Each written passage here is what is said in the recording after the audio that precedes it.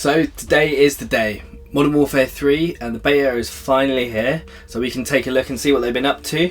I've spent about 6 hours playing the game so far, and as you can see, already pretty much maxed out on this beta, and all I can say is it's quality. I think we're in for a good year. Just check out clips like this, like movements in, we can slide cancel, everything feels super fluid, the audio sounds good.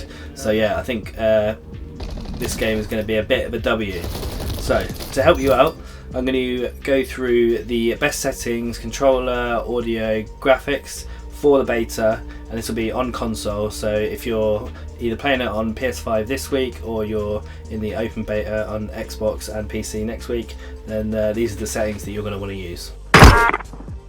So if we head straight into the settings, you can see it's got a similar sort of framework as the Modern Warfare 2 that we've been playing for the last year, and to be honest, some of the settings are the same and they've kind of transferred over. And if you have been playing Modern Warfare 2, the settings will actually be the same, so they will have pulled them over from your previous game if you've been playing it on the same console. If you were, for example, playing on PC and you bought a PS5 to play the beta, then they're not going to have moved over. But if you have, then some of them will already be the same, but they've added in some new ones which are kind of to cater for some of the new movement. But let's go, we'll start off with the controller settings. So obviously the input is going to be controller. You want your edit button layout to be however you have it. I have mine as tactical, so that swaps the circle and the R3. Bumper ping off and flip L1 and L2 off. Stick layout preset is default, and controller vibration is off because you don't want any vibration throwing off your accuracy or anything like that, so just have that off. Also, if you don't have your controller plugged in, it will make your battery last longer. Similarly, trigger effect off, and now there's a new thing they've added which is quite cool. So there's dead zone inputs. So if you press square on this, you can actually test your controller and see those numbers down the bottom. If you try them in every single direction, ideally it wants to come back to 0, and if you just nudge them, you can see if there's numbers there, it means that you've got a bit of stick drift when you come off it, because it means it's kind of getting stuck there. You can do this with your left and your right, and so if it starts to twitch, I think mine slightly does it to the right hand side, you can see it kind of tweaks there, and it's got 2 on the X and Y. So what I'll probably do is come out of that and maybe increase this to 3, and you can go back, test it, and as you see there, it drops back to 0. So for me, left stick min is going to be 3, and this is just going to be based on how new your controller is. So have a little test of that and see what works best for you. But for me, 3 on the left stick and the right stick's fine, so I've got that on 2. And then the L2 and R2 dead zones are right down to 0, so they're almost like click trigger inputs. Move across to the aiming, then again this is going to be a bit of a personal preference, but I use precision rings. If you want to check out a video that I did on precision rings, see how they help you with your aim, then check out the card up there. But anyway, I have mine set at 8 and 8. And then the ADS sensitivity I've got locked here because I go in and do it in a bit more detail later on. So then for the vehicles, I've got set standard and same for tablet. The vertical aim axis, I actually have mine set to inverted, but again, this is going to be a preference for you. Tactical stance, so this is the new kind of movement mechanic that they've added, which I'll show on screen now. I've reduced this to match the rest of my ADS, just so it doesn't feel like it's too flicky. If you want it to be slightly more hip fiery, you can bring this up to maybe 0.8, but somewhere between 0.6 and 0.8. Depends what you normally have your ADS multiplier on, but somewhere around there. I've got my aim response curve set to dynamic, the aim sense multiplier to 1, and the ADS sensitivity transition timing to instant. Custom sensitivity per zoom is on, so this is why the other one was locked. But as you'll see, I've got my low zoom at 6.5 and same for 2.2 times and 3 times, and then I increase it slightly as you go up the zooms, just so we've got a bit more snappy. Probably could even go up to 0.8 with that, so this is when you're kind of in the sniper zoom realm, just so you can start to flick and get some of those naughty little headshots. Then target aim assist is on, aim assist type is default, motion sensitive behavior is off, and advanced settings are irrelevant. So I just wanted to take this opportunity to just jump in here and say, if you are new here, then please consider subscribing to the channel if you're finding this video useful. I upload all things Warzone, Modern Warfare 2, moving into Modern Warfare 3, settings, tech reviews that will help you improve at FPS games. So if that's your bag, then yeah, please consider subscribing to the channel. Back to the settings. Then over to gameplay, you want automatic sprint on, not tac sprint, just the automatic sprint. Then toggle for sprint and tactical sprint behaviour. Auto move forward off. Tactical sprint is double tap. Ground mantle on. Automatic airborne mantle partial. Ground mantle off. Invert slide behaviour. So you want this on standard. So for some of the seasons in Modern Warfare 2 we had it inverted, so it was prioritising diving, but slide cancelling is definitely back now, so you want to have this to standard, so that'll be tap to slide. Plunging underwater is free, so where you move your joystick you look down. Sprint to door dash on, so you can slam through those doors.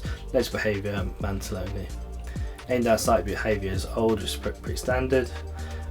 Change zoom, shared input, sprint, tactical sprint focus. Equipment behaviour hold. Weapon mount function, I have this at double ADS. I was finding that sometimes I was ADS and meleeing by accident, so I was kind of mounting when I didn't want to, so double tap feels like a more deliberate and forced action. And then this is obviously a new setting with the new movement mechanic, but the tactical ADS activation, you want the ADS and down button, just because again this is going to take a bit of getting used to, but all of these, I think ADS and sprinting is just, you'll probably end up going into that stance by accident. Tactical ADS behaviour as always. Then interact and reload behaviour, tap to interact. So depending on what you're playing, you could change this. If you're just going to play multiplayer, and obviously this is the beta, you could do tap to reload because you're not really interacting with anything, but obviously this is prioritize interact or tap to interact when you're playing Warzone. For this actually I'll have tap to reload on multiplayer only. Then ADS stick swap off. Then weapon mount exit delay is short. Ideally you probably want this as instant, short or instant, so you don't want to be hanging around and stuck in an animation when you're trying to come off mount.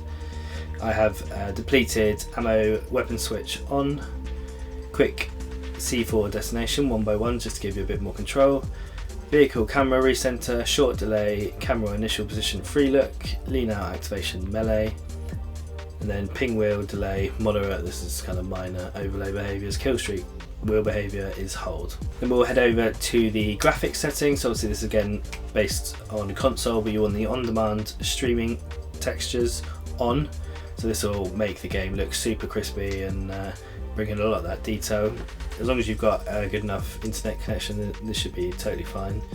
Obviously if you're playing on dial-up then you might not want to be streaming the textures, but it's definitely worth it just to make the game really pop. But on the other more sort of cinematic effects, you want to turn a lot of these off, so motion blur, world and weapon both off, just because it's really distracting and it can make it hard to see what you're looking at. The film grain all the way down, just so there's no other visual kind of impact. Depth of field off. Fidelity FX CAS is on, so this kind of sharpens the screen. I showed how this looked in a recent graphics video on the channel, so go and check that out. But yeah, it just kind of sharpens the edges, and you want to have this at about 60 out of 100 for this on the slider. So the field of view, kind of this is a personal preference, but I think you might as well have it. We were pleading for the FOV slider on console for years in Warzone 1, so why not have it all the way up at 120. You want the first person camera movement down to least 50%, so this can just make the screen shake less. Inverted flashbang I've got off, so if it's flashed it's white. Spectator camera I've got as game perspective rather than a helmet cam, because that just looks a bit weird. And then brightness, this is going to kind of slightly depend on your monitor, but obviously you want to have it barely visible in the middle and not visible on the left, so I've got mine set to about 60 and I found that works well for me. The safe area, you want to bring this right in, so that brings your HUD in, and your minimap in the top left hand side, it will bring it in slightly so your eye's not having to travel so far. So obviously you can pull this in or out, and you want to have it in as far as it will go, just to stop your eye having to travel so much. So that's it for the graphic settings. Then we move over onto the audio. So I've got my audio mix obviously coming through The headset, if you're playing on the TV, then you might want to try something like home theatre, and if you're kind of sat further away. But if you've got a headset on and you're using a monitor, then maybe try using the headphone bass boost. I would say that I found the audio to be really good in Modern Warfare 3. The footsteps are super clear, so hopefully that's always been a problem that's plagued Warzone since its inception, so hopefully we might be in a better place this year. Master volumes, I've got gameplay music volume set all the way down, it's kind of useless to you. Dialogue, I've got at 30, effects at 70, voice chat volume 50, but I use a mix amp so I can kind of turn them up on hardware rather than through the settings. And then cinematic I've got turned down to 30 just so it's not too overpowering. Then voice chat is turned on. Game voice channel, all lobby. Last word voice chat, so that's like death comms, is turned on just for the jokes. Mic sensitivity is 30. Mute yourself when connecting to a channel is off.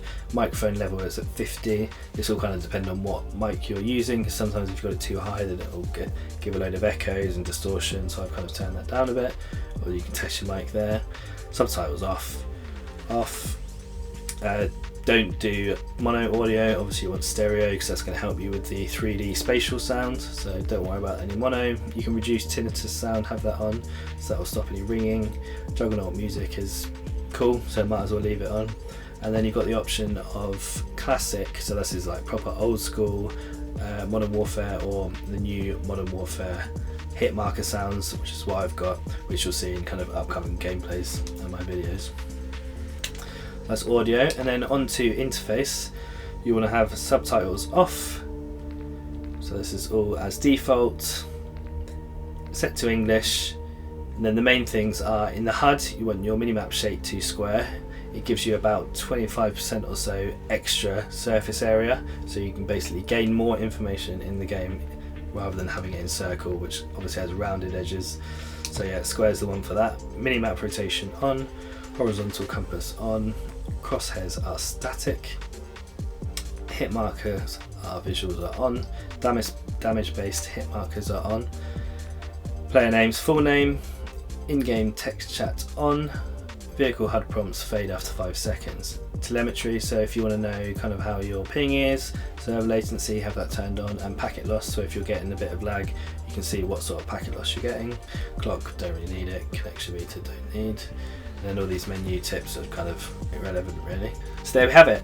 Those are my best settings for the beta, so that's this weekend and next weekend before the launch of the game. Obviously we'll have a look once the full game launches, and I'm sure there'll be a lot more settings that are available then, and we'll kind of revisit it then. But for the beta, this is what I recommend. Hopefully you found this video useful. If you did, then please consider subscribing to the channel, giving the video a like, because that helps it reach more people, and I'll catch you in the next video.